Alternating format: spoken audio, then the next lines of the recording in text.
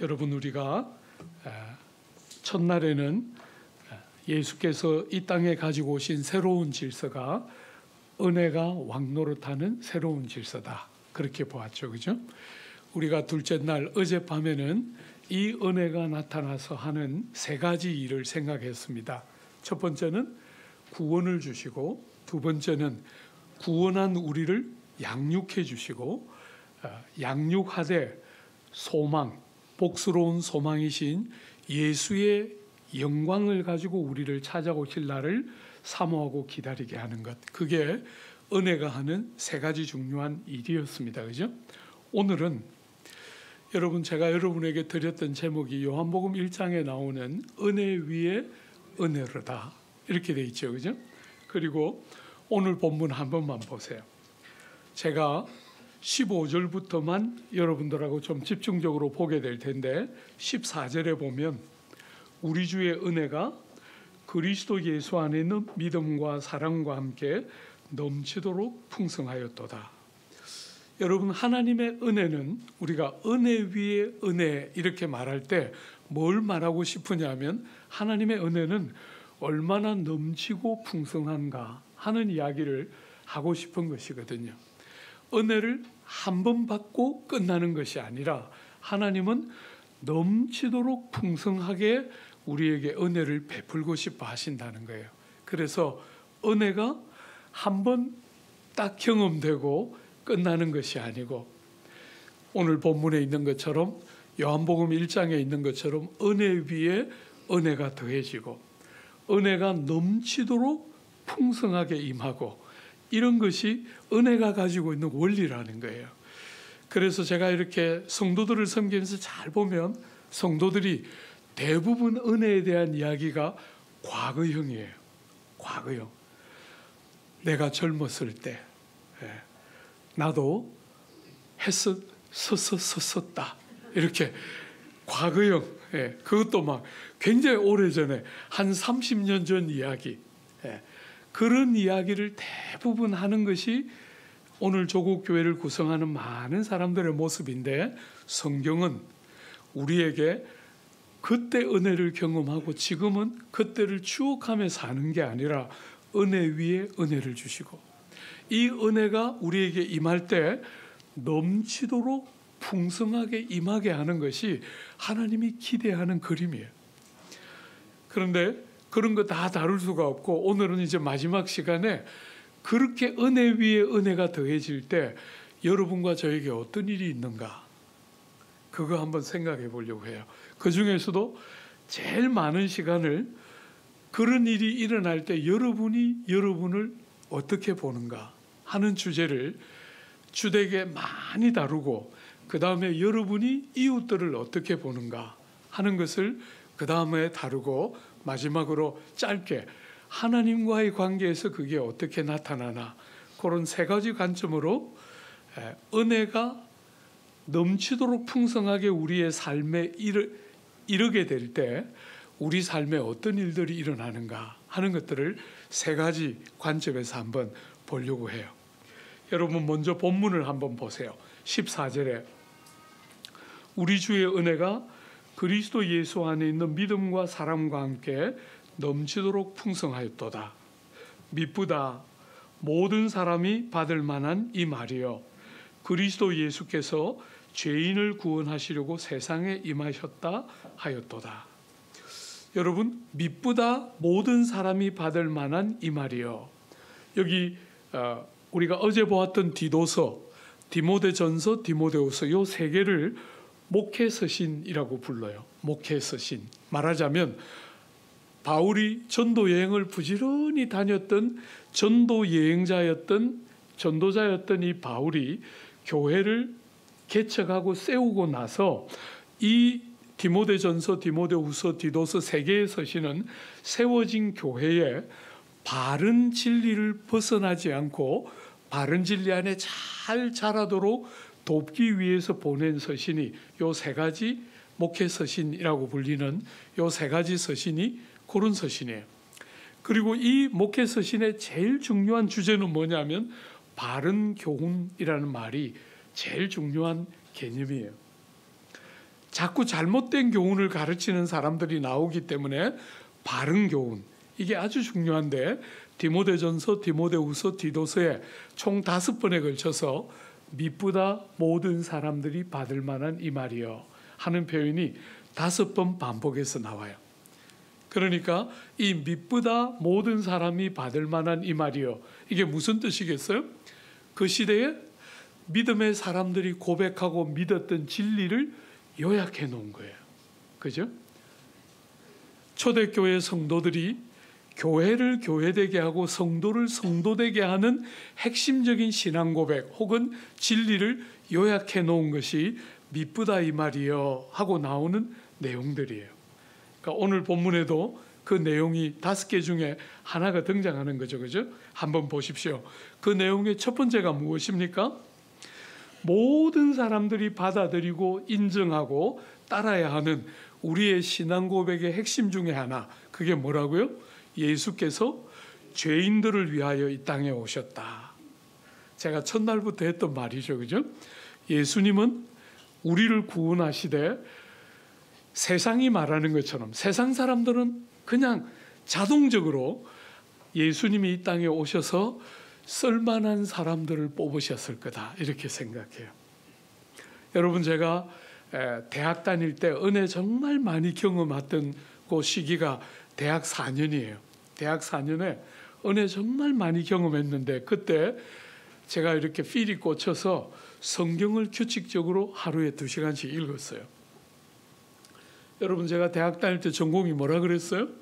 정치외교학이었는데 은혜를 많이 받아서 필이 꽂혀서 성경을 규칙적으로 읽기 시작했어요. 그래서 졸업할 때까지 한 30독 정도 성경하고 제가 대학 졸업했어요.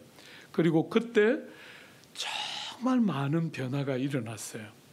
성경을 규칙적으로 이렇게 읽어가면서 진리에 대한 깨달음들이 굉장히 많이 생겼는데, 그때 얼마나 영적인 상태가 좋았냐면, 해가 이렇게 뉘엿뉘엿 질 때가 되면 제가 다니던 그 대학이 나무가 굉장히 많고 꽃이 되게 많이 피어서 7시 조금 전에 캠퍼스에 이렇게 나와서 구석구석을 걸어 다니면서 제가 기도했거든요. 그렇게 기도하면 캠퍼스 동산, 뒷동산을 이렇게 올라가서 기도하고 이렇게 돌아 내려오면 1시간 정도 걸렸는데, 대부분 올라갈 때 이렇게 기도하면 내려올 때 응답이 오곤 했어요. 굉장히 그렇게 친밀한 사랑을 많이 누렸는데, 그때 제가 주님께 이런 질문했어요. 주님, 왜 그 많은 제자들 중에 하필이면 유다 같은 것을 뽑아서 데리고 다녔습니까? 제가 여쭈었어요. 여러분, 물론 제 그때 왜 유다를 뽑으셨어요? 이렇게 물었을 때 제 마음속에, 말은 안 했지만 제 마음속에 나 같은 것도 있는데, 나를 뽑으시면 되는데 왜 실수로 유다를 뽑으셨어요? 제가 이렇게 주님한테 질문한 적이 있어요. 그런데 응답을 거의 잘 안 하시더라고요. 그래서 대학 4년을 졸업할 때까지 그 응답을 못 들었어요. 그러다가 영국에 가서 공부를 석사를 마치고 목회를 할 길이 생겨서 목회를 했는데, 그 목회를 하는데 정말 힘들게 하는 사람이 나왔어요. 그랬을 때 제가 정말 많이 울었거든요. 왜냐하면 형들이 목회하면 이런 선수들이 나온다 이런 이야기 했거든요. 국가대표들이 등장한다 그러셨는데 제가 마음으로 귓전으로 그냥 흘려들었어요. 나는 제대로 목회할 거예요. 그러니까 제대로 목회하면 그런 사람 안 나올 거예요. 이렇게 생각하면서 그냥 지나갔는데 선수가 하나 나온 거예요. 얼마나 괴로운지 그냥 정말 많이 울었어요. 하나님, 저 친구만 어떻게 해주시면 내가 목회 잘할게요. 아무리 기도해도 안 바뀌더라고요. 여러분, 그때 부흥사들이 이렇게 다니면서 간증 많이 할 때 그렇게 하나님께 간절히 기도했더니 하나님이 발목을 비틀었다가 낳아주셔가지고 정신을 차리고 은혜 받은 이야기, 제가 간증 숱하게 들었거든요. 제가 하나님 앞에 그 선수들이 나타났을 때 기도했는데 주님이 전혀 다르게 응답하시더라고요. 얘야, 쟤는 나도 포기했어. 네가 바뀌는 게 빨라. 이러시는데 기가 막힌 거예요. 그 부흥사는 손을 비틀었다 놓으니까 정신 차리고 그때부터 제대로 동력했다는 이야기 숱하게 들었는데, 저보고는 그 사람은 바꾸려고 하지 말고 네가 바뀌는 게 빠르다 이러실 때 너무 섭섭했어요. 그 친구가 바뀌어야지 어떻게 내가 바뀌어야 되나. 주님 앞에 그렇게 고민하면서 많이 울면서 기도했는데, 어느 날 마음속에 주님이 그때 유다 왜 데리고 다녔는지 물었지? 이제 알겠나? 그러시는 거예요. 사랑하는 여러분, 그때 제가 목회가 뭔가 정리가 되더라고요. 목회는 예수님처럼 그렇게 밤이 맞도록 기도하고 제자를 뽑은 거잖아요. 여러분이 보면 12제자 뽑을 때 주님이 밤이 맞도록 기도하시고 12제자를 뽑으시는데 그 12 중에 유다가 있는 거예요. 주님이 무슨 실수로 그런 실수를 하시겠어요, 그죠? 그런데 제가 그때 그 선수들을 딱 만나기 시작하니까 보이는 거예요. 왜 유다를 데리고 다니셨어요? 내가 가야 할 길이기 때문에. 세상은 전부 성공하는 스토리로 가득 차 있는데, 목회로 딱 부름받아서 이 길을 가다 보니까 세상이 생각하는 길과 너무 다른 거예요. 그리고 그 길을 가기 시작하니까 비로소 보이는 거예요. 주님이 왜 유다를 데리고 다니셨나. 그렇게 사랑하고 그렇게 제자 훈련하고 함께 자고 함께 먹으면서 3년을 같이 보냈는데 결국 예수님 파는 거잖아요. 그리고 그 길을 먼저 가시고 제가 선수들이 나타나서 저를 그렇게 훈련시킬 때 목회가 이게 뭔가 하고 좌절했는데 주님은 내가 유다 데리고 다닌 이유 이제 알겠니? 하고 물으신 거예요. 사랑하는 여러분, 우리는 다 나는 괜찮고 나는 훌륭한 사람이고 하나님이 우리를 구원하신 이유는 쓸만하기 때문에 구원하셨을 거다 이렇게 생각해요. 다. 그래서 제가 제일 싫어하는 말은 뭐냐면 아직도 살아남겨 놓으신 이유는 할 일이 있기 때문에, 이런 말 제일 싫어해요. 예. 땅에 더 있는 게 좋은 게 아니잖아요. 예. 하나님이 할 일이 있어서 남기셨다. 그런 할 일 안 하고 싶어요, 저는. 예. 주님이 얘야 와 하면 그냥 모든 거 미련 다 벗어 던지고 가는 게 최고지. 이 땅에 뭐가 더 오래 있어서 좋은 게 뭐가 있겠어요. 우리 아버지 제가 그렇게 안 좋아하면서 컸는데 하나님이 그 아버지 사랑하도록 옆에 붙여서 15년 모시고 살았어요. 영국에 마지막에 한국 돌아오기 전까지 영국에서 1년, 한국 돌아와서 14년, 그래서 15년 아버지 모시고 살고 15년 됐을 때 돌아가셨어요. 근데 그 어른이 늘 저한테 습관적으로 화 목사 나는 100살까지 살 거니까 그렇게 알아. 늘 입버릇처럼 그 말씀 하셨어요. 그리고 어느 날 안 친한데 아버지하고 저하고 안 친하거든요. 그런데 안 친한데 아침에 조간신문 그때 동아일보 우리가 받아보고 있을 때 그 동아일보 가지고 막 제 방에 막 문 열고 들어왔어요. 보통 그렇게 안 하시는 분인데 그 아침에 너무 감격스러워가지고 막 문을 열고 막 신문을 보여주면서 화 목사 이거 봐. 여러분 일면에 대문짝만하게 뭐라고 써놨는지 아십니까? 인간 게놈지도 완성되다. 네. 그 아마 제 연배 분들은 다 기억날 거예요. 인간 게놈지도 완성되다. 그게 막 대문짝만하게 일면에 그렇게 써놓고 그 밑에 조그맣게 무병장수의 시대가 오는도다. 그거 이제 막 신문 들고 와서 화 목사 봐. 이 아버지가 늘 말하는 대로 이제 되는 거야. 예, 다 그게 이제 아버지 노래였어요. 제가 아내한테 아버지가 100살까지 살 것 같아 이 말은 안 했어요. 아내 심장마비 걸릴까 싶었어. 그 토끼 같은 거 데려왔는데 아버지 백수 하시면 70살이에요. 상상도 하고 싶지 않은. 그런데 아버지는 자꾸 100살까지 사시겠다는 거예요. 근데 아들이 뭐 아버지한테 일찍 가세요 이렇게 또 말할 수는 없잖아요, 그죠? 아버지 늘 그렇게 말씀하시고, 그래서 제가 이렇게 퇴근을 해서 집에 딱 돌아오면 아버지가 저를 기다렸다는 듯이 제 앞을 지나다니시면서 다리를 약간 젖히면서 허리를 이렇게 두드리면서 앞을 그렇게 왔다 갔다 하셨어요. 그러면 아내가 저를 딱 데리고 방에 들어가서 당신이 퇴근하기 전까지 우리 아버지 이렇게 잘 걸어 다녔는데 당신이 딱 퇴근하는 순간 왜 다리를 저는지 모르겠어요. 허리는 늘 이렇게 꼿꼿하게 잘 다니셨는데 허리는 왜 그렇게 자꾸 그렇게 허리를 치는지 모르겠다는 거예요. 며느리는 모르는데 여러분은 다 아시죠? 네. 네. 아빠가 이제 얼마 안 남았다. 용돈 좀 더 많이 다오. 뭐 이런 메시지를 그렇게 데몬스트레이션 하면서 하나밖에 없는 아들이니까 아들 퇴근하면 이제 보여주시는 거죠. 그러면 이 목사가 여러분 아버지를 그렇게 안 좋아하면서 어릴 때 컸고 또 안 친하고 그렇지만 입은 살아있는 목사잖아요.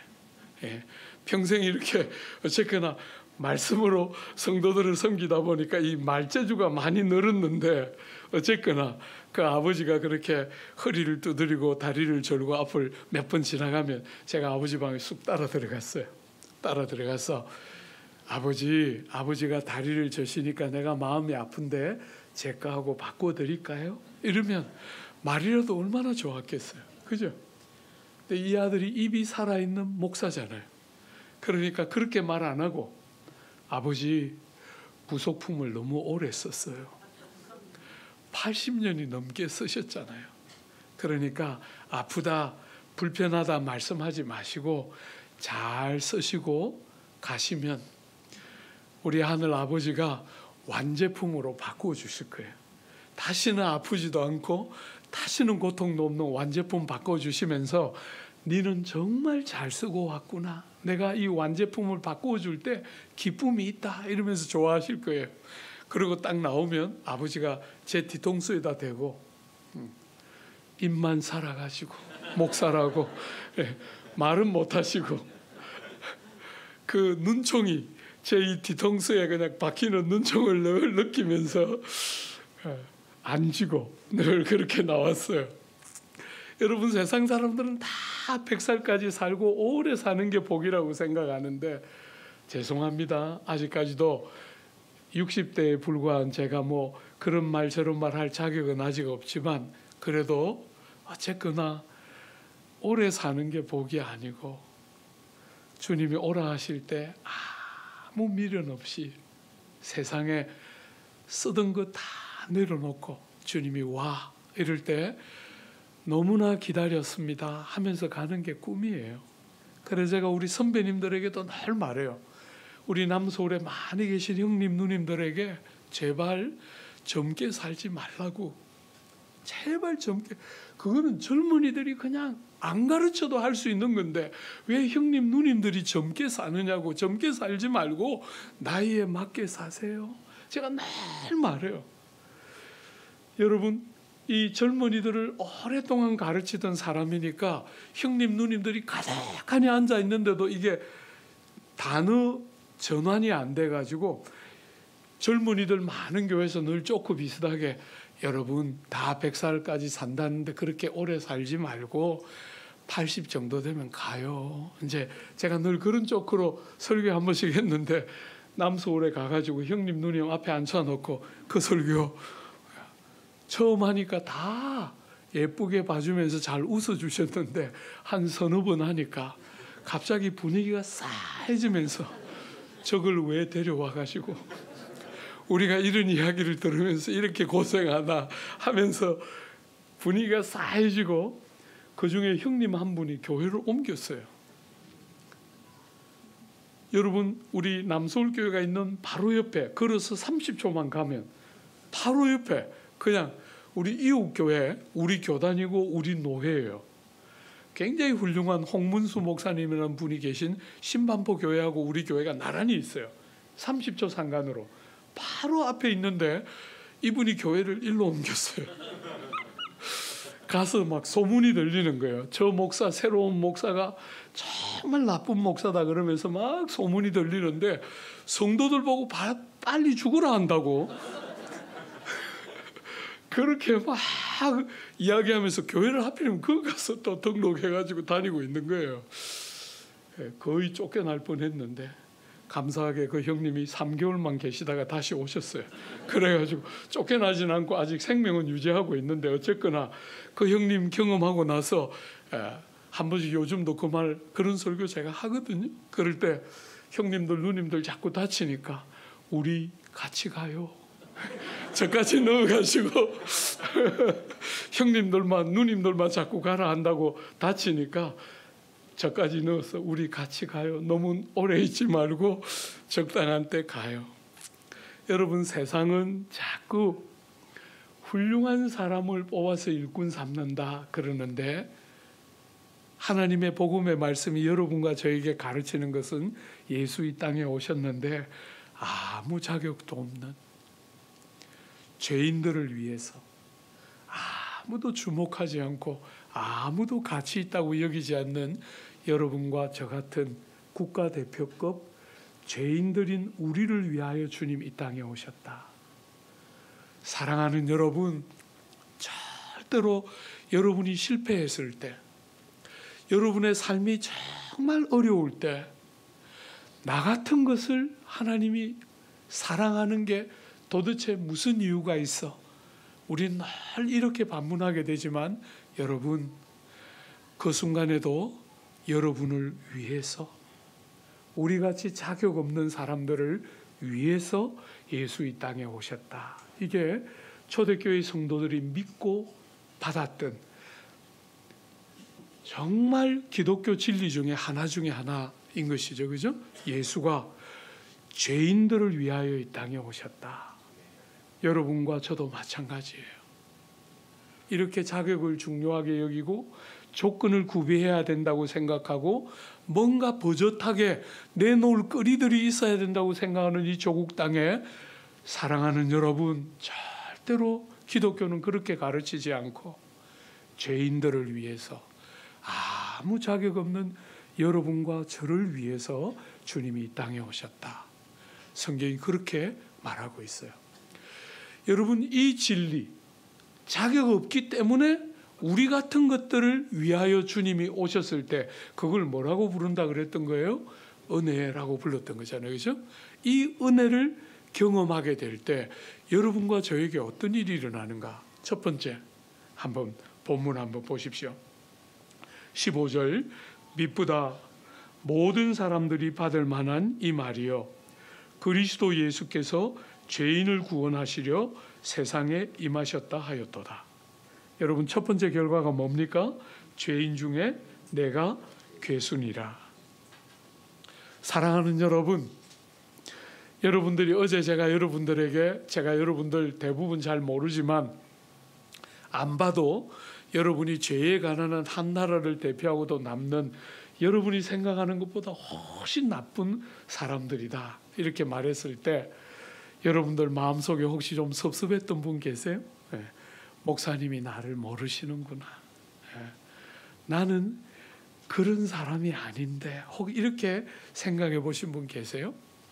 바울은 은혜 위에 은혜를 경험하고 넘치도록 풍성한 주님의 은혜를 경험했던 바울은 나는 죄인의 괴수로다. 이렇게 자기를 말해요. 여러분, 이 디모데전서는 바울의 생애 거의 끄트머리에 썼던 서신이에요.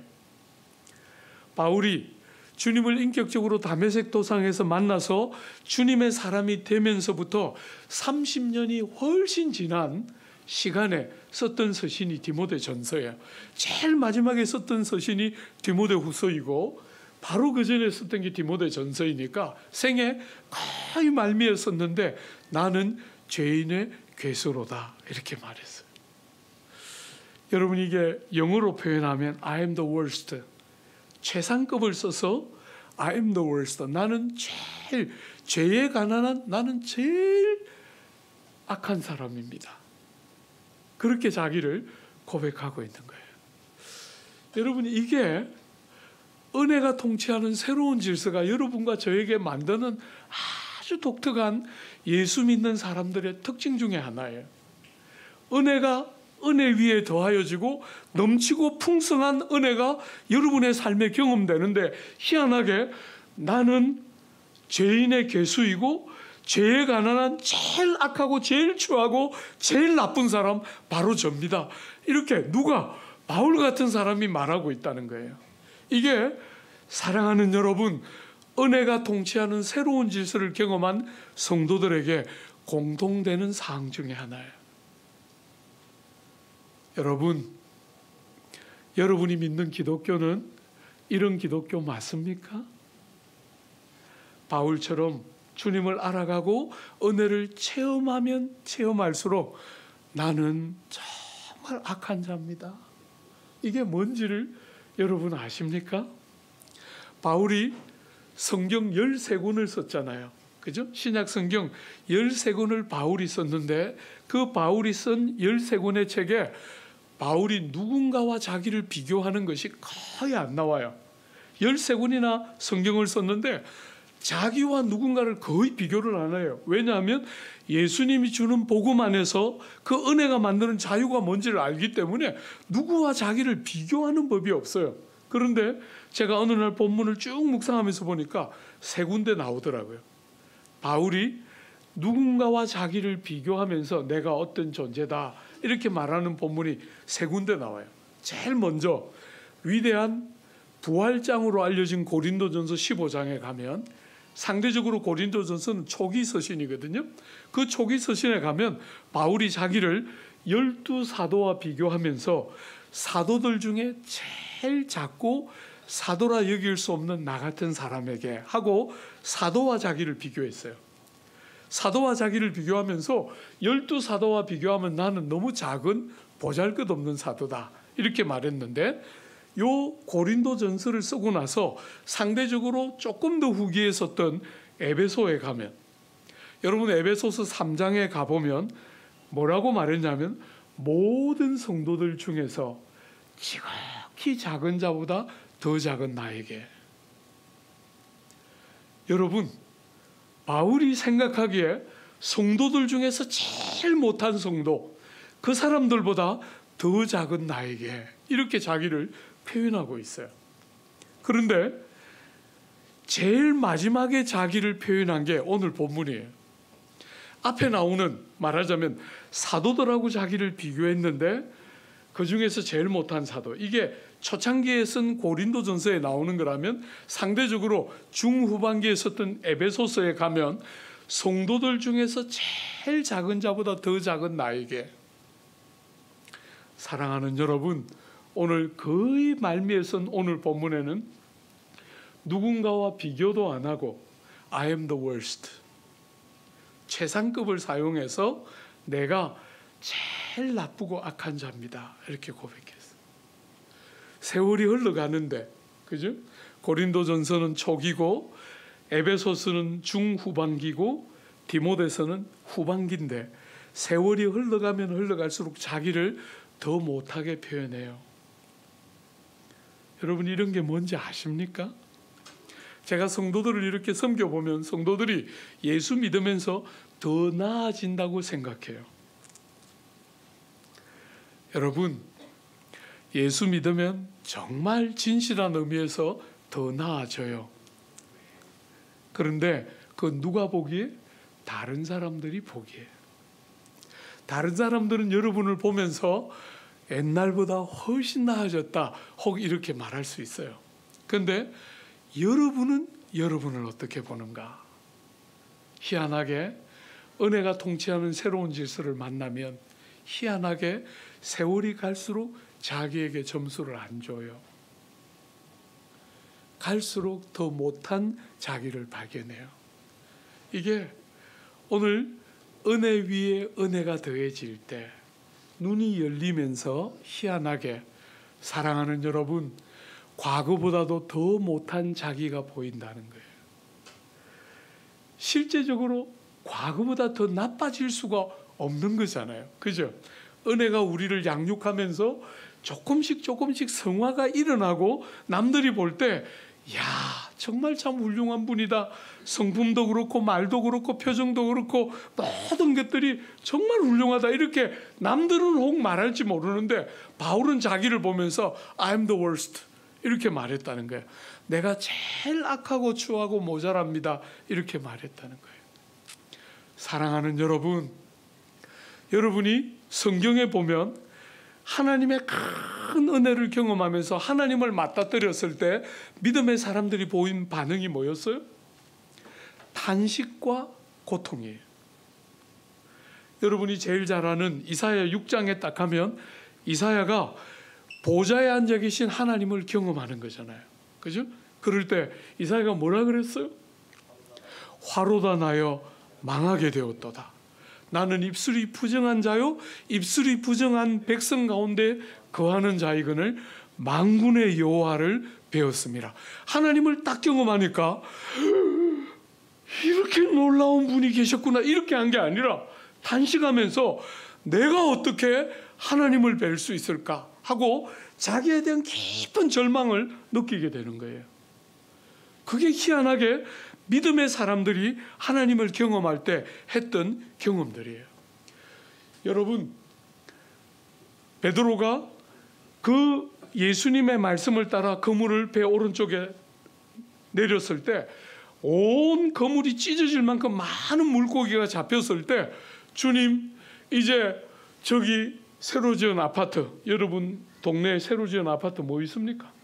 롯데카슬, 어쨌거나 뭐 있는지 모르지만 하여튼 이제 이거 팔면 그거 살 수 있을 것 같아요. 이제 난 부자가 됐습니다. 이제 주님 잘 섬길 거예요. 이렇게 안 하고, 그죠?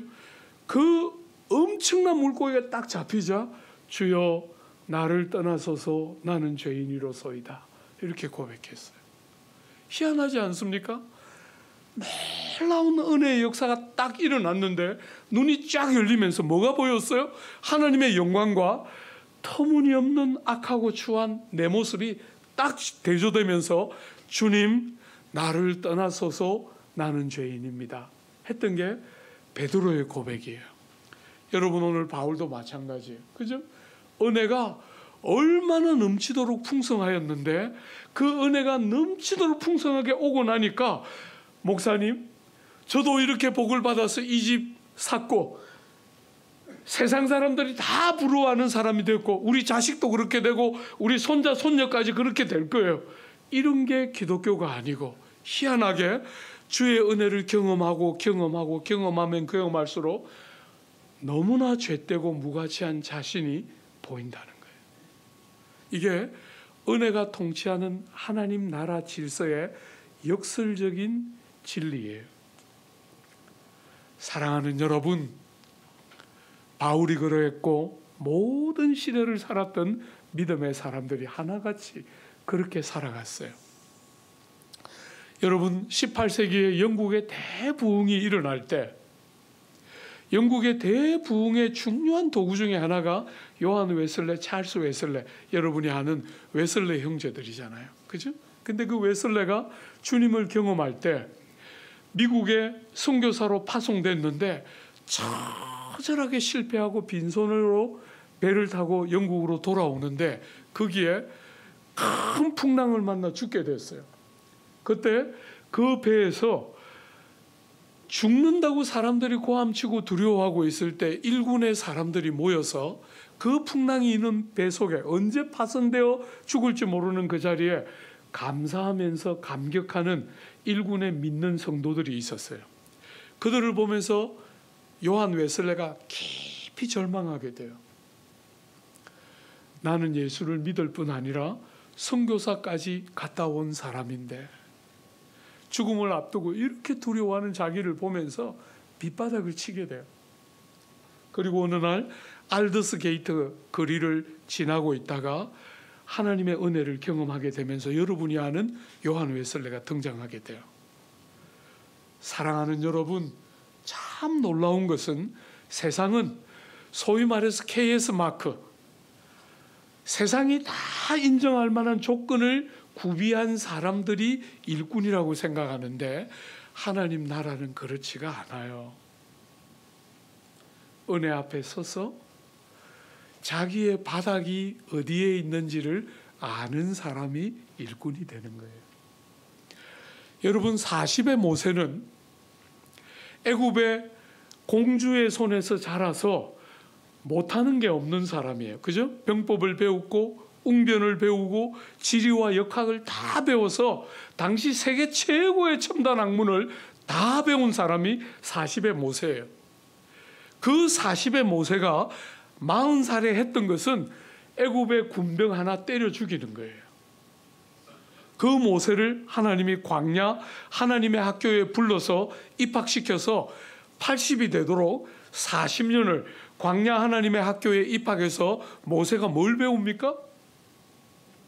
80의 모세에 주님이 그를 가시나무 떨기에서 불렀을 때 모세가 뭐라고 반응했습니까? 주님, 보낼 만한 자를 보내소서. 나는 입이 둔하여 말을 할 줄 모르는 자입니다.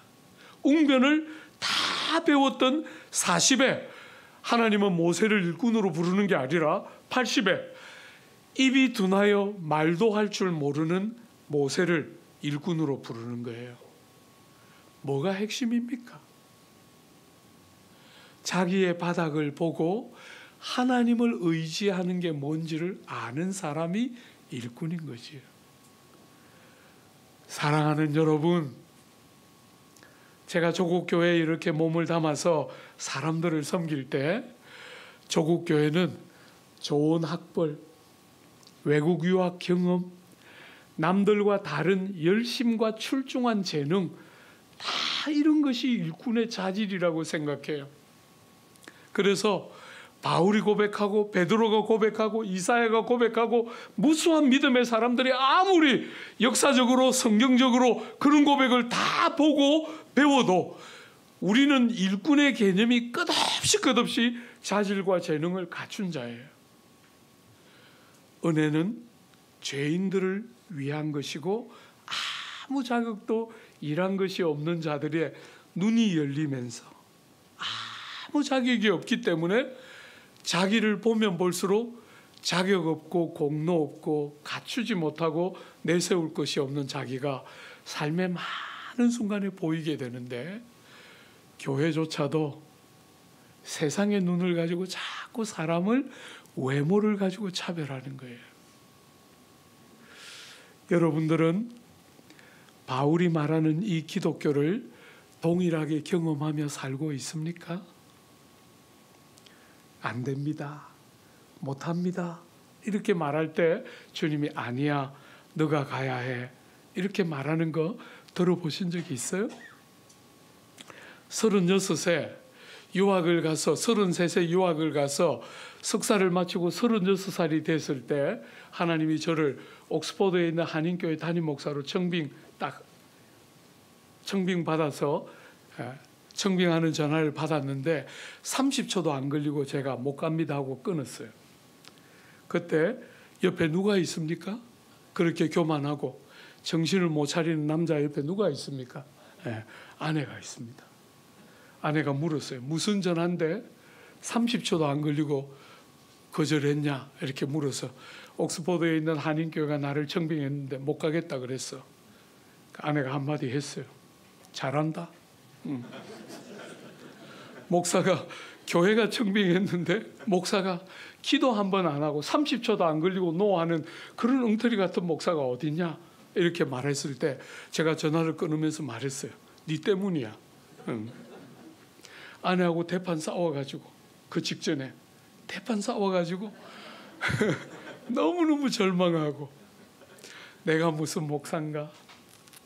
나는 성도도 아니다. 이렇게 절망하고 있을 때 청빙 전화가 왔어요. 그러니까 30초도 안 걸리고 못 갑니다 하고 끊었는데 지각을 해놓고 제 화를 이렇게 막 부추겨가지고 내가 막 그렇게 했는데 잘한다 그래. 목사가 교회가 청하는데 30초도 안 걸리고 기도도 한 번 안 하고 노하는 목사 내가 참 희한하게 본다 이러면서 막 옆에서 또 긁었어요. 전화 긁으면 네 때문이잖아 이랬는데 하고 나니까 더 막 무너졌어요. 여러분, 금요일 날 그렇게 딱 청빙 전화가 왔는데 거절했는데 주님이 제 마음을 그렇게 괴롭혔어요. 화 목사, 목회 누가 하니? 이렇게 물었어요. 여러분, 영혼은 거의 죽어서 목회는커녕 성도도 아니다 이렇게 절망하고 있을 때인데 주님이 저보고 물었어요. 화 목사, 목회 누가 하니? 이렇게 물었어요. 입은 살아있잖아요. 그죠? 영혼은 거의 죽었는데 살아있는 입으로 대답했어요. 주님이 하시고 나는 수종드는 무익한 종입니다. 제가 늘 평생 목회에 자신이 없고 두려울 때마다 했던 기도예요. 주님, 저는 짜장면 배달부입니다. 저보고 짜장면을 잘 만들어라 하지 마시고 주님이 만든 짜장면 저는 배달만 할 거예요. 늘 그렇게 저를 보고 좌절하고 있을 때 주님이 그렇게 대답을 딱 하자 주님이 반문하셨어요. 그런데 왜 못 가? 목회 주님이 하시고 저는 수종드는 무익한 종입니다. 이렇게 대답하고 나니까 그런데 왜 못 가? 이렇게 물었어요. 제가 주님께 대답했어요. 입이 살아있을 때니까. 주님, 저는 지금 비상사태입니다. 나는 내 몸도 하나 지탱할 수가 없습니다. 나 같은 사람이 어떻게 교회를 섬기고 어떻게 성도를 섬깁니까? 못 갑니다. 3일 동안 금요일, 토요일, 주일 3일 동안 레퍼토리가 늘 똑같았어요. 목회 누가 하니? 주님이 하시고 나는 수종됩니다. 그런데 왜 못 가니? 지금은 안 됩니다. 3일 동안 실랑이를 하고 주일쯤 되니까 마음이 약간 바뀌었어요. 정말 저보고 가라 하시는 거 맞습니까? 믿을 수가 없는 거예요.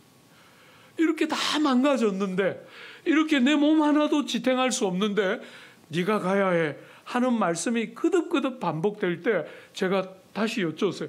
정말 내가 가는 거 맞습니까? 그랬더니 진짜 그러시는 것 같아서 억지로 순교하는 마음으로 갔어요. 그리고 선보는 설교 딱 했는데 희한하게 그 교회 성도들은 무슨 성도들인지 모르겠는데 만장일치로 청빙을 결정했어요.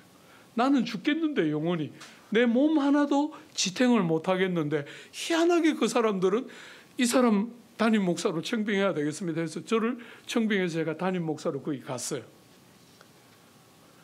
얼마나 두려웠던지 생생해요. 여러분, 제가 유학을 마치고 한국에 들어왔는데 43살에 한국 돌아와서 43살 조그마한 교회 한 200명 전후에 자그마한 교회 담임 목사로 한국에 들어왔는데 총신, 제 모교인 총신에서 개강수련회 강사로 저를 불렀어요. 7번 설교를 하라는 거예요. 신대원생들을 앞에 앉혀놓고 7번 설교하라 그러는데 얼마나 공포스러운지. 저를 가르치던 선생님들 다 계시고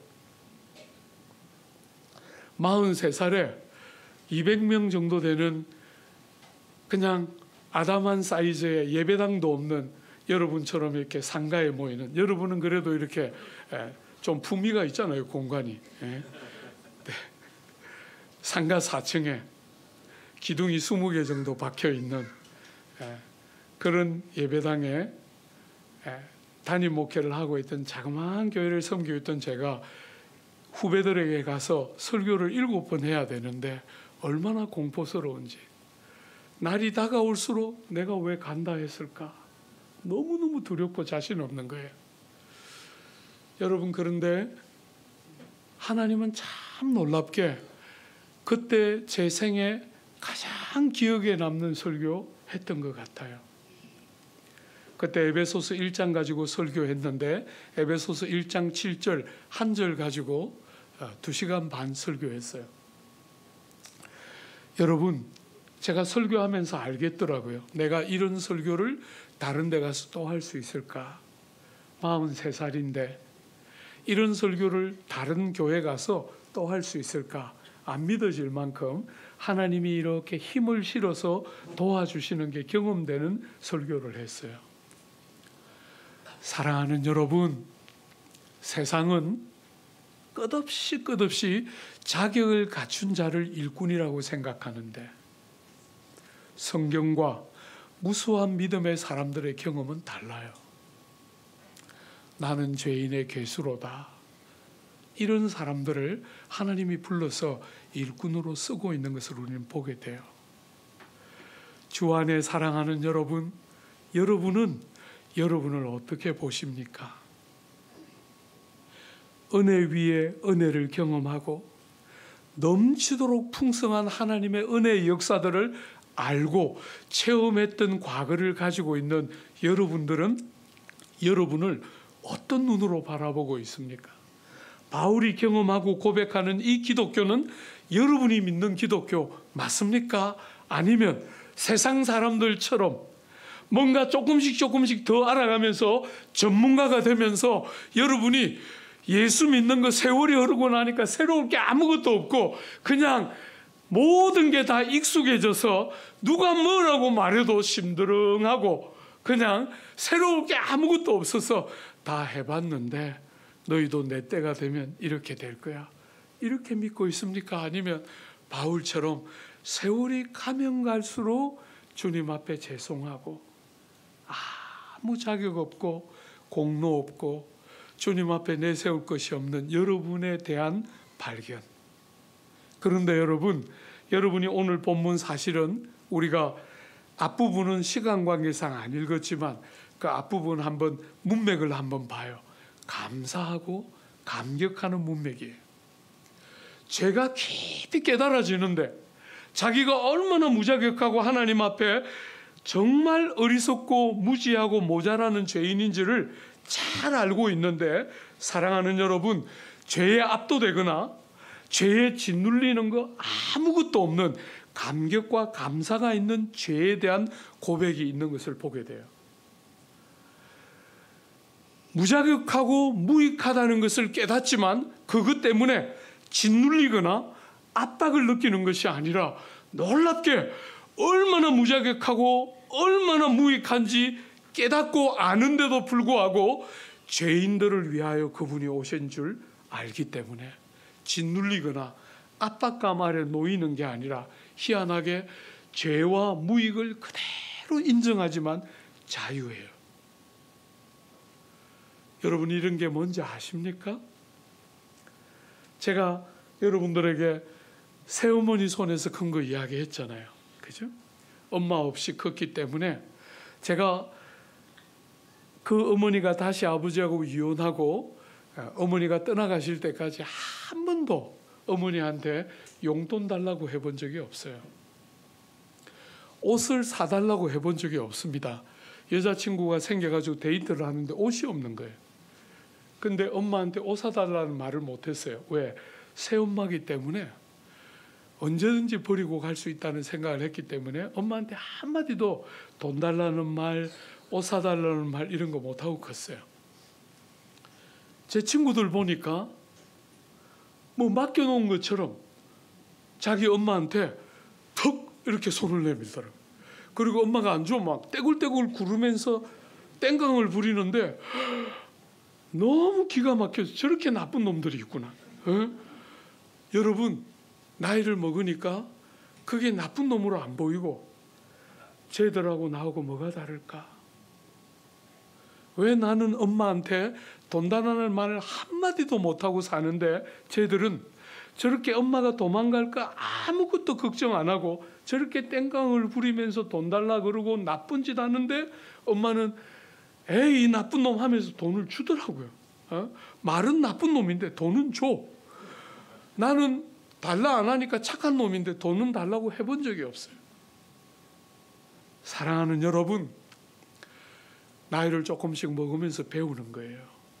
은혜가 뭡니까? 여러분의 눈을 열어서 죄를 보게 하고 무자격함을 보는데 그게 여러분을 짓누르면 그건 은혜가 아니죠. 여러분의 무자격함이 보이는데 희한하게 뻔뻔스러운 담력이 생기죠. 뻔뻔스러운 맡겨놓은 거 아무것도 없는데 뭘 맡겨놓은 것처럼 지껏 찾아가는 것처럼 너무 담대하게 딱 손을 내밀고 줘요 이럴 때 기가 막힌 거예요. 그죠? 여러분 자녀들이 지방에 있다가 엄마 아빠 보러 온다 그러면서 손에 뭐 하나씩 들고 오면 여러분은 어떤지 모르지만 걱정이 더 돼. 저 조그만 거 가져와 놓고 얼마나 또 다 싸그리 가져갈까?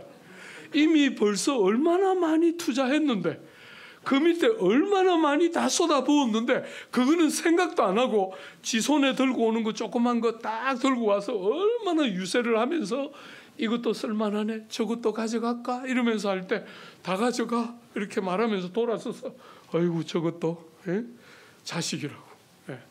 제가 늘 가르쳐줘요. 그래서 그냥 키워놔도 소용없다. 그러니까 그냥 창문 열고 던지라, 한 번씩 화가 나면.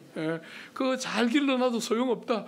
그분이 나타나면 그 여자의 남편이 되고, 그분이 나타나면 그 남자의 부인이 될 뿐이니까 제발 자식 하지 말고 마음에 안 들면 한 번씩 창문 열고 던졌다가 다시 건졌다가 이렇게 길러라. 그냥 고생해도 소용없으니까 그냥 미워하면서 한 번씩 그렇게 좀 기르지. 온갖 거 다 주고 좀 제발 그러지 말라고 제가 늘 가르쳐요. 그래도 다 주더라고요. 사랑하는 여러분, 여러분과 제가 너무나 자격 없는데, 자격 없기 때문에 눈치 보면 그건 아직도 복음을 모르는 것이죠. 자격 없는데 날 위하여 예수 오신 줄 알기 때문에 자유하고 담대하고 뭘 맡겨놓은 것처럼 믿음으로 주님 앞에 은혜의 문을 활짝 열고 들어가서 아무 자격 없는데도, 행한 것도 없는데도 아버지의 사랑을 의지하고 아들 하나님의 공로를 딱 붙들고 담대하게 아버지 앞에 간구하고 요청하고 의지하고 신뢰하는 것. 그게 은혜 안에 죄성이 깨달아지고 보이는데, 국가대표급 죄인인데 그게 주저하게 만드는 게 아니라, 짓누르게 만드는 게 아니라, 압박감을 느끼게 하는 게 아니라, 그게 너무 놀랍게 은혜가 얼마나 사실이고 얼마나 깊고 얼마나 많고 얼마나 큰지를 경험하게 하면서 우리의 무수한 무자격을 다 덮어씌우는 하나님의 은혜의 크기와 넓이를 경험하게 만드는 은혜의 통로가 되는 자유와 영광으로 우리를 데려가게 되는 거예요. 그래서 무수한 믿음의 사람들이 자신의 무자격함을 깨닫게 되는 거예요. 은혜가 통치하는 새로운 질서를 만나면 자격을 더 구비하면서 나같이, 하나님이 나같이 쓸만한 사람 어디 있겠나, 이렇게 자기를 보게 되는 게 아니라 무수한 믿음의 사람들처럼 나 같은 것을 써주신다니 이게 얼마나 감사한가. 이게 지금 바울이 앞에서 이 나는 죄인의 개수로다 말하기 전에 했던 말들이잖아요. 나 같은 것을 충성되이 여겨서 직분을 맡겨서 일꾼을 삼아 주셨습니다. 너무너무 감격하면서 감사하면서 고백하고 있는 거예요.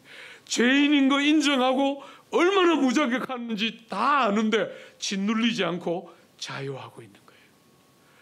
그게 믿음이 만드는 참 놀라운 역설적인 영광인 거예요. 여러분, 조국 교회가 이런 본문을 읽을 때 너무 쉽게 읽고 지나가요.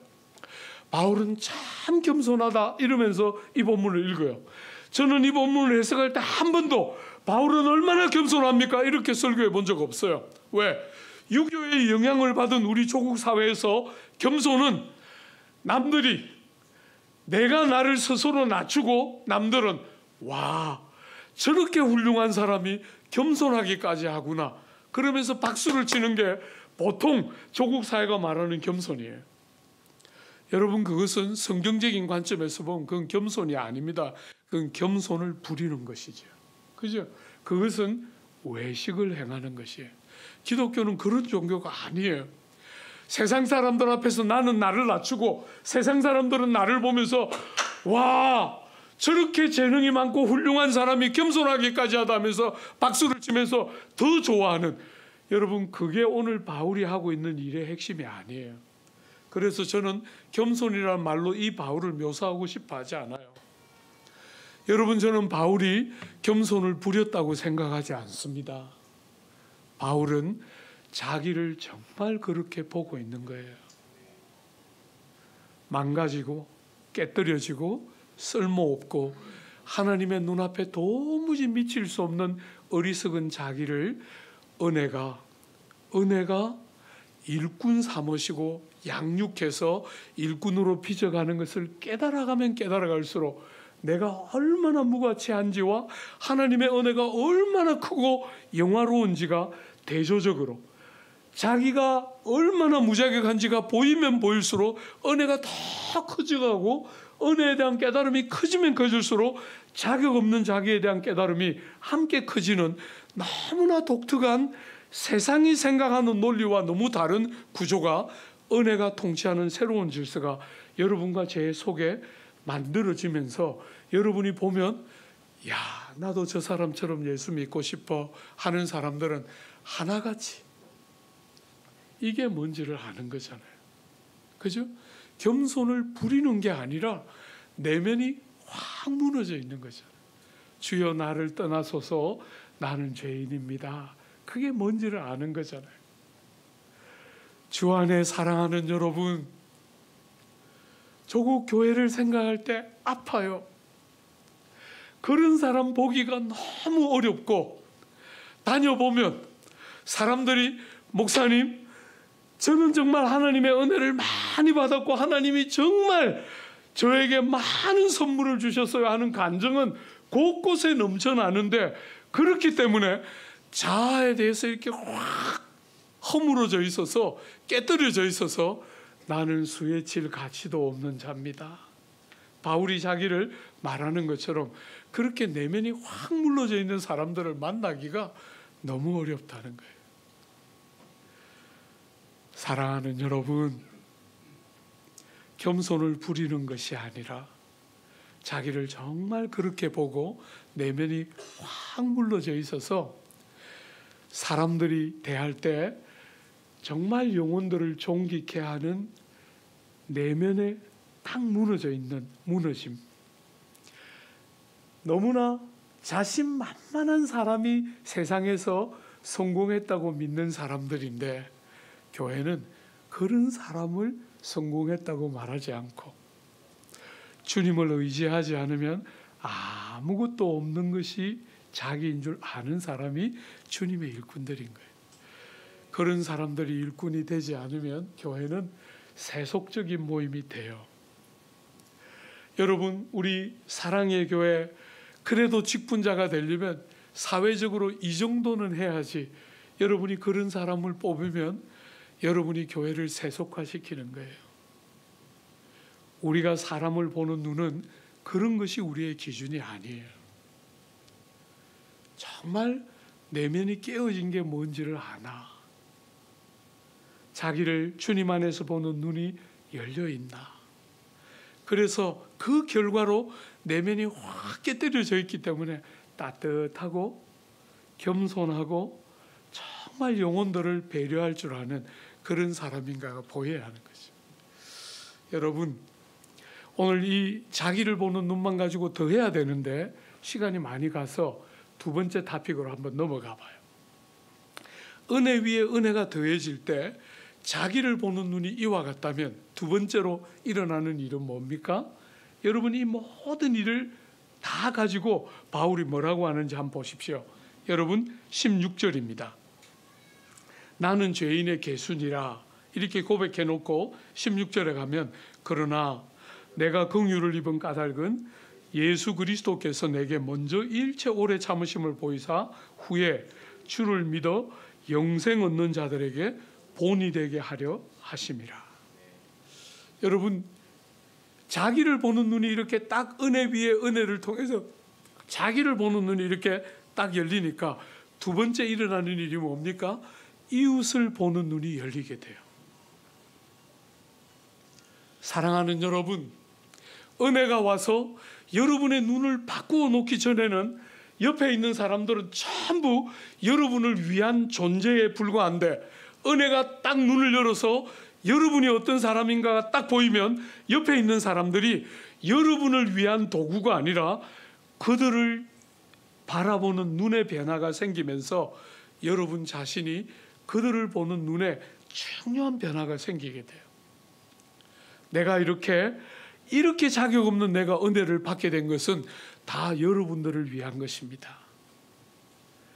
나중에 나같이 악한 자도 선대하신 하나님을 바라보면서 여러분들을 절대로 포기하거나 버릴 리가 없다는 사실을, 하나님의 은혜가 이와 같다는 것을 여러분도 알고 믿어 그 은혜의 자리에 온전히 이르게 되기 위해서 나 같은 사람을 이렇게 선대하신 것입니다 하고, 자기에 대한 신화가 아니라 은혜에 대한 눈이 열리니까 다른 사람의 가치가 삶에 밀려 들어오게 되는 거예요. 여러분, 제가 조국 교회를 바라볼 때 어지간히 은혜에 대한 간증을 하는 사람들은 있는데 전부 자기와 자기 자식과 가족이 잘 된 것에 대한 간증이에요. 눈이 딱 열려서 피 한 방울 섞이지 않던 이웃에 대한 가치로운 관점. 여러분, 빌립보서에 보면 여러분과 저보고 예수님을 본받으라 하면서 뭐라고 가르쳤어요? 각각 자기보다 남을 낮게 여기고, 이렇게 말했어요.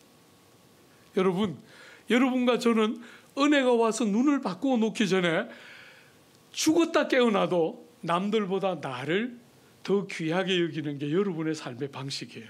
그런데 은혜가 우리 삶에 딱 와서 눈을 쫙 열면 놀랍게 나보다, 각각 자기보다 남을 낮게 여기는 이런 눈의 변화가 생긴다. 옆에 있는 사람들이 얼마나 귀한가가 보이기 시작한다는 거예요. 여러분, 제가 대학부를 다닐 때 은혜를 한참 경험할 때 이 본문 가지고 주님 앞에 많이 질문했어요. 주님, 객관적으로 저 사람보다 내가 나은데, 죄송합니다 여러분, 객관적으로 제가 저 사람보다 나은데 어떻게 내가 저 사람이 나보다 나은 것처럼 여길 수 있습니까? 질문 많이 했어요. 포인트를 못 맞추고 있는 거죠. 그죠? 그 질문을 할 때 전혀 포인트를 못 맞추고 있는 거예요.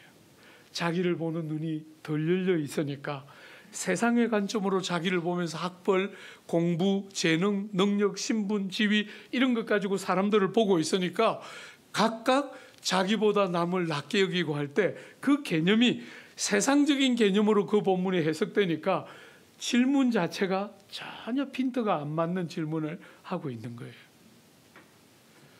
주님의 은혜로 나같이 자격 없는 사람이 구원받아서 하나님의 백성이 되고 나면 눈이 딱 열리면서 옆에 있는 사람들이 정말 보배같이 여겨지기 시작하는 것이 은혜가 은혜를 더하는 경험들을 하는 사람들의 삶의 변화 중에 하나예요.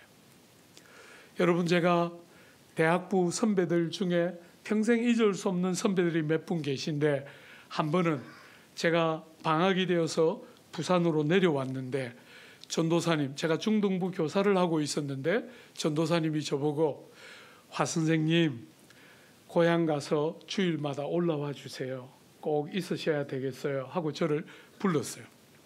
여러분, 제가 그때 사립대학을 다니고 있었기 때문에 그분이 보기에는 그런 사립대학을 다니려면 집이 돈이 좀 있겠다 이렇게 생각했던 것 같아요. 그래서 매주 주일마다 올라와서 교회 섬겨달라는 말씀 듣고 제가 모교회가 부산에 있음에도 불구하고 방학마다 비둘기호 타고 올라갔어요. 잊어버리지도 않습니다. 11시간 학생 할인해서 1,800원. 어딥니까? 여기 하여튼 이 역에서 타가지고 용산역에 내렸어요. 부전역에서 타가지고 용산역에 내렸어요.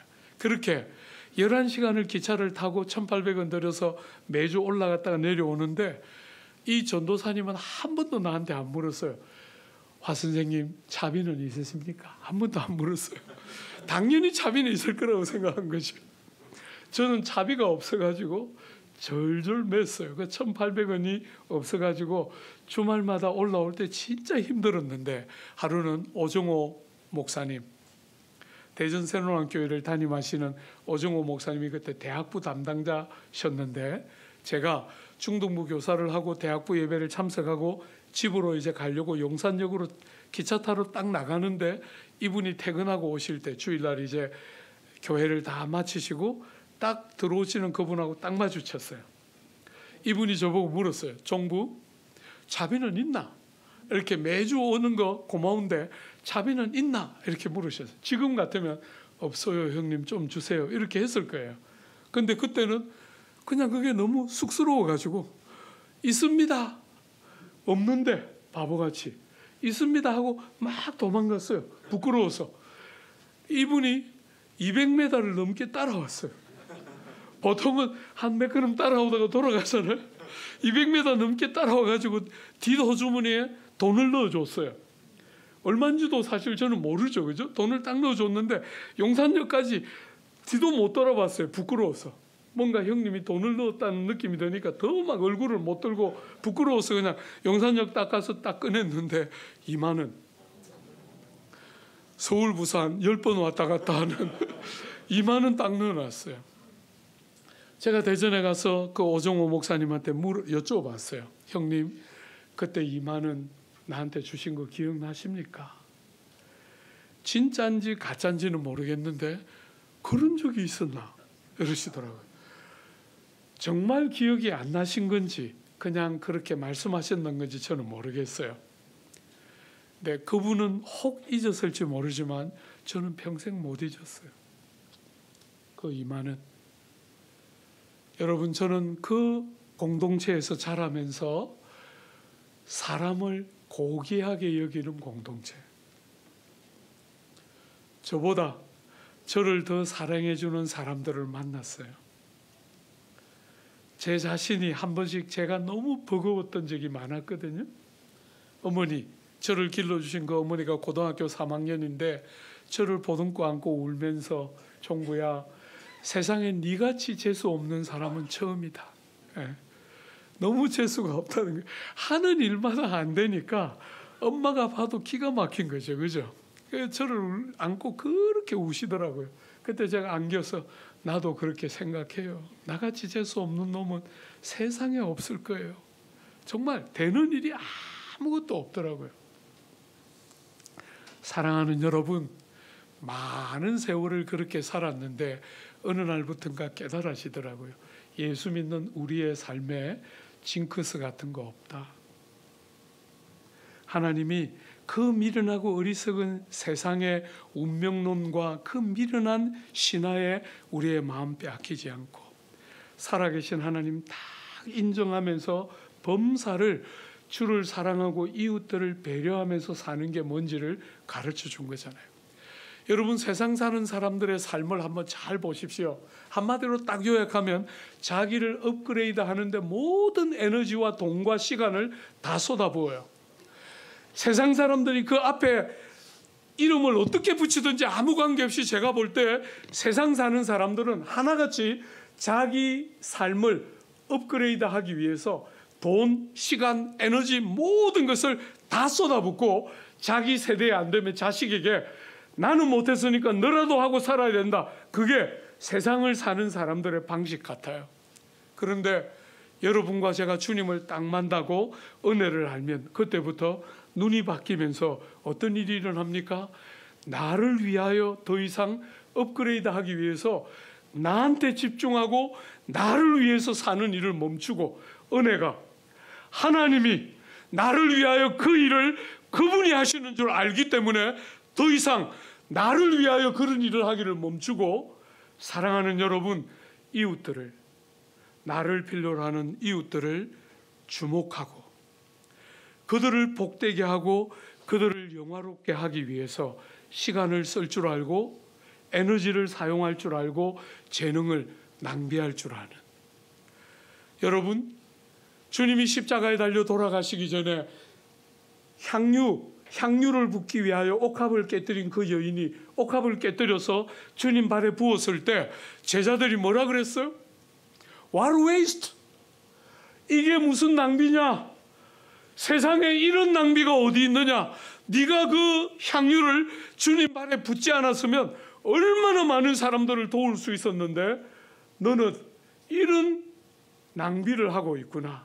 이렇게 그 은혜가 뭔지를 모르는 사람들은 낭비 같아 보이는데 주님 뭐라 그랬어요? 이 여자가 한 일을 오는 모든 세대가 기억하고 드러내고 존귀케 하리라. 주님 말씀하셨어요. 사랑하는 여러분, 세상 사람들은 자기를 돋보이게 하는 것이 세상의 성공이라고 생각하는데 은혜가 와서 내가 그렇게 안 해도 은혜가 그 일을 하고 하나님이 나를 사랑하셔서 나를 위하여 하나님이 그 일을 하신다는 게 깨달아지고 나니까 더 이상 나를 위하여 살지 않고 이웃들의 필요가 뭔지가 눈에 보이기 시작하는 거지. 그러니까 20대 그 어린 나이에 복음을 깨달으니까 사랑을 그렇게 하는 거잖아요. 엄마 없이 커서 뾰족뾰족한 저 같은 것을 얼마나 거칠었겠어요. 그죠? 거기다가 부산 남자에다가 뿔따구 성격에 한 번씩 삐딱한 이야기. 제가 삐딱하게 컸으니까 아무것도 똑바르게 안 보이고 다 삐딱하게 보이는 거예요. 그렇게 삐딱하게 부정적인 말들을 쏟아냈는데 그 무수한 형들과 누나들이 그걸 받아내면서 저 같은 것을 살려놓은 거잖아요. 주 안에 사랑하는 여러분, 신앙은 여러분이 얼마나 많은 복을 받았는지를 간증하는 데 있는 게 아니라 그 복을 받고 나니까 이웃들이 어떻게 보이는가 하는 것에 여러분의 신앙에 진정성이 묻어 있는 거예요. 이 사람에게 내 이름으로 물 한 그릇 주는 것도, 소자에게 물 한 그릇 준 것도 상급을 잃지 않을 것이다. 주님 말씀하셨잖아요. 눈이 달라져서 나밖에 모르던 우리의 삶에 소자에게 물 한 그릇을 챙겨주고 주님 때문에 그들을 선대할 착한 마음이 생기는 것이 성도들이 세상을 살아가는 다름의 핵심 중에 하나예요. 조국 사회는 예수 믿는 사람들은 이렇게 많은데 이 눈이 안 열리는 거예요. 예수 믿어서 하나님께 받은 무수한 은혜가 나에게 멈추어지지 않고 흘러서 이웃을 복되게 하고 윤택하게 하는 게 뭔지를 전혀 모르기 때문에 오늘 조국교회는 이 엄청난 숫자를 가지고 욕 듣고 제대로 힘 한번 못 쓰고 주저앉고 있는 게 오늘 조국교회의 현실인 거예요. 많은 성도들의 눈이 나와 내 가족 안에 딱 좁혀져 있어. 사랑하는 여러분, 그 테두리를 넘어서 여러분이 그 귀한 가족들을 통해서 사랑을 배우고, 그죠? 정말 그렇게 거기서부터 시작해야 하는데 거기에 멈추지 않고 거기에서부터 제대로 된 사랑을 배워서 가족의 테두리를 넘어 사랑하는 지체들과 이웃에게까지 그렇게 관심이 팽창되어야 그게 정말 구원이 우리를 데려가고 싶어하는 지점이죠. 마지막 세 번째, 사랑하는 여러분, 여러분을 보는 눈이 그렇게 달라지고 이웃을 바라보는 눈이 달라지면 그 다음에 마지막 세 번째는 뭡니까? 한번 보십시오. 17절입니다. 영원하신 왕 곧 썩지 아니하고 보이지 아니하고 홀로 하나이신 하나님께 존귀와 영광이 영원 무궁하도록 있을지어다. 아멘. 절대로 나를 높이지 않고 절대로 나를 자랑하지 않고, 그죠? 이 모든 것이 그분에게로 온 줄 알고 은혜로 아무 자격 없는 우리가 그분 때문에 이 모든 것들을 얻는 줄 알고 이 모든 결과가 그분을 영화롭게 하고 그분을 드러내고 그분을 높이고 그분께 찬양과 존귀와 영광이 돌아가도록 사는 것, 그게 성도의 세 번째 달라진 눈이 만드는 결과예요. 자기를 보는 눈이 달라지고 사람을 대하는 게 달라지고 주님 앞에 딱 정직하게 서서, 세상 사람들은, 여러분, 사람들의 눈은 얼마나 쉬워요. 속이기가. 사람들의 눈은 너무 어리석어서 눈에 보이는 대로 모든 것들을 자기 중심으로 판단하고 평가하지만 하나님은 그런 분이 아니세요. 세상이 다 여러분을 욕해도 하나님은 여러분을 아시고, 세상이 다 여러분에게 박수쳐도 하나님은 여러분 중심을 아세요. 세상이 여러분에게 뭐라 하느냐가 핵심이 아니고 하나님이 여러분에게 뭐라 하시냐가 핵심이에요. 조국 사회는 제가 이렇게 보면요, 시간이 예수 믿어도 남들이 뭐라 하느냐가 너무 중요해요. 그거 가지고 얼마나 싸우는지 몰라요. 네 때문에 남들한테 내 명예가 실추됐다고 늘 싸워요. 사랑하는 여러분, 여러분들이 하나님께 눈이 딱 맞추어지고 여러분은 욕을 좀 먹어도 되고 여러분은 좀 고생해도 되고 여러분은 좀 남들에게 중심 자리에 못 서도 되고 여러분들은 아무도 주목하지 않아도 되고 하나님만 보시고 알면 그것으로 충분하다. 여러분 좀 그렇게 예수 믿어야 할 거 아니에요. 그냥 욕 들으면 못 참고 바들바들 떨고 남들이 한마디 하면 두마디 세마디 대갚아줘야 되는 그런 식으로 예수 믿으면 그게 무슨 믿는 거예요. 주님 한 분에게 딱 초점이 맞추어지면서 때로는 욕을 듣지만 모든 믿음의 사람들이 욕을 먹으면서 충성스러운 길을 갔던 것처럼 사람들에게 오해받고 손가락질 당하고 욕먹고 할 때 조금 더 주저하지 않고 담대하게 주님이 보시고 하시면 된다.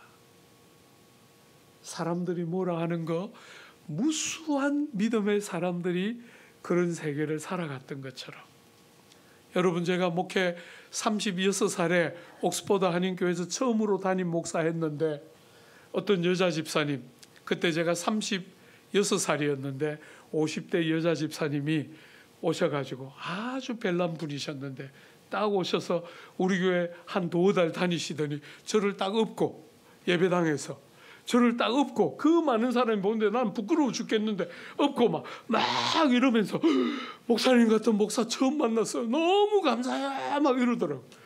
그러더니 한 몇 달 지나가지고 화종부의 목회를 분석한다. 50몇 가지 써왔어요. 50몇 가지.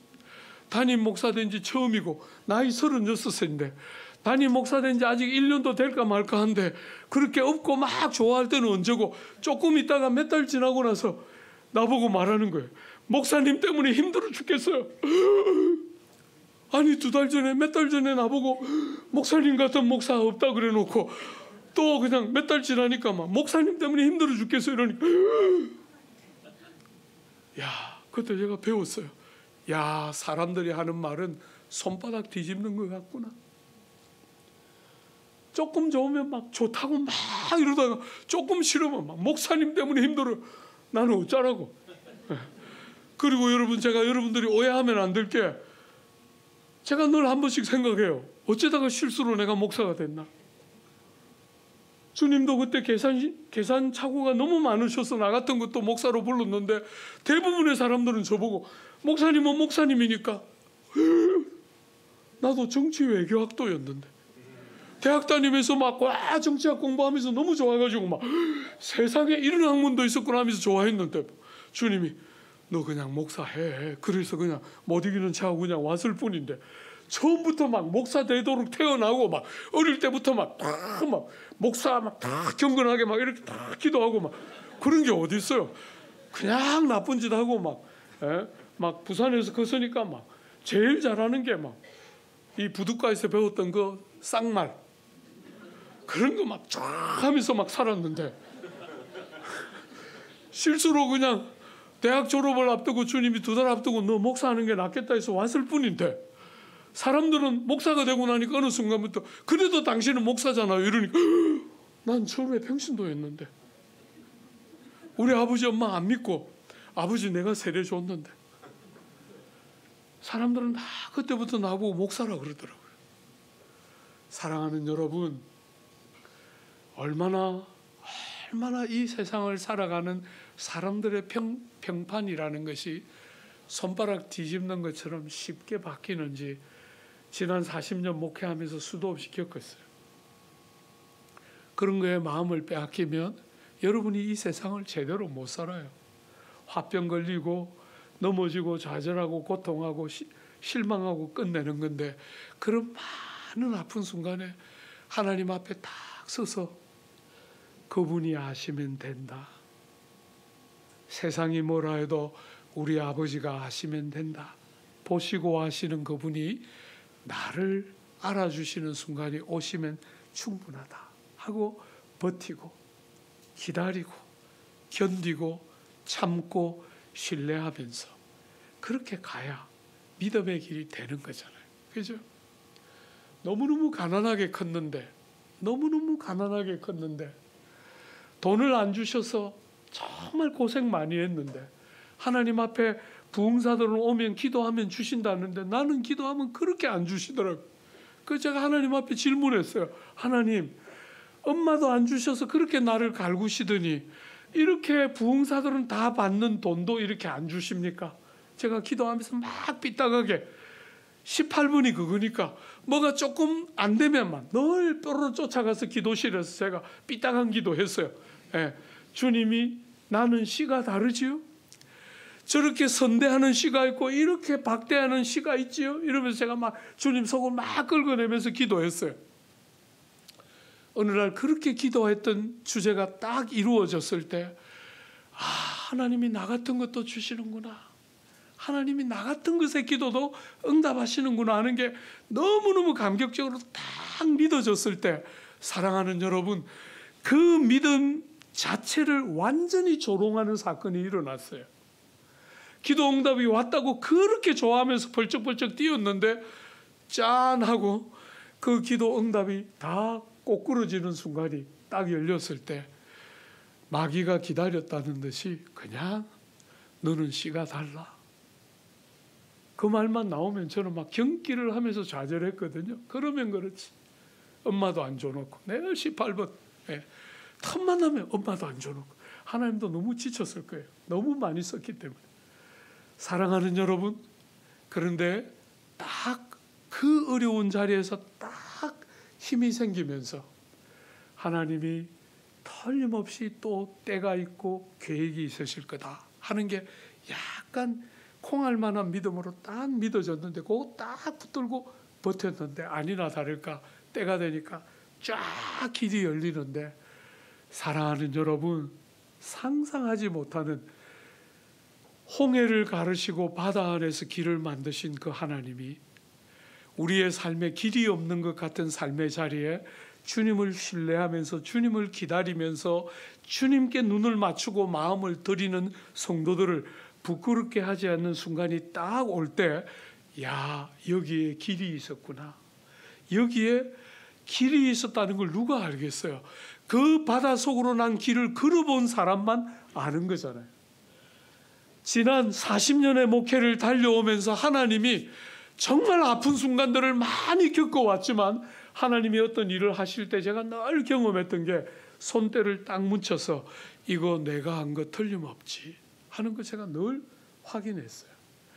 사람의 논리로 할 수 없는 무수한 일들이 하나님의 때가 되고 하나님의 방법이 딱 열릴 때 우리 삶에 임하고 땅을 사는데 하늘 하나님의 도움이 경험되고 맛보하시는 것, 그게 땅을 사는 성도의 영광인 거죠.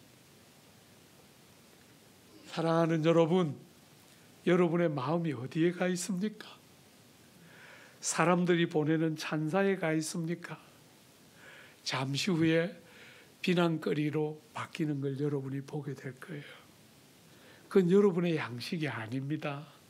그냥 못 들은 것처럼, 그냥 잠시 하나님이 위로를 주시는 것처럼 여기고 짧게 쓰고 지나가야 하는 것들이에요. 비판이든 찬사든 그게 뭐든지 간에 그게 마음 절대로 빼앗기지 않고 주님만 좋으면 나는 어떻게 해도 관계없다. 주님이 아무리 좋아도 내가 좋아야지. 그게 아니고, 그죠? 주님만 좋으면 나는 어떻게 돼도 아무 관계없다. 빌립보서 2장에서 바울이 말했던 것처럼, 빌립보서 3장에서 바울이 고백했던 것처럼 무수한 영광들이 배설물과 전부 다 해가 되는 걸로 바뀌면서 오직 주님 안에서 내가 발견되는 것이 제일 귀한 줄 딱 하나를 붙들고 세상에, 이 무수한 세상의 유혹들을 뚫고 나갈 때 세상이 알지 못하는 신비와 영광이 열리면서 은혜의 존귀함들 안으로 더 온전히 들어가는 복됨이 열리게 되는 것입니다. 사랑하는 여러분, 예수 믿는 사람에게 나타났던 자기를 보는 이 눈, 이웃들을 바라보는 이 자세의 변화, 하나님 한 분에게 모든 초점을 맞추고 그분이 영광 받으시기를, 그분이 다 주신 것이니까 작은 것이라도 나한테 돌아오는 것이 합당하지 않고 하나님만이 영광을 받으시기에 합당한 분이신 줄 딱 붙들고 절대로 물을 타서 희석하지 않고 시대가 다 그렇게 사니까 나도 그렇게 산다 말하지 않고 세상이 어떻게 살든지 간에 성경이 가르치는 그 진리를 딱 붙들고 하나님을 섬기는 하나님의 사람, 여러분의 삶이 되고 은혜를 나는 백성의 영광, 여러분의 경험이 되는 귀한 역사 풍성히 주시기를 기대하고 축복합니다.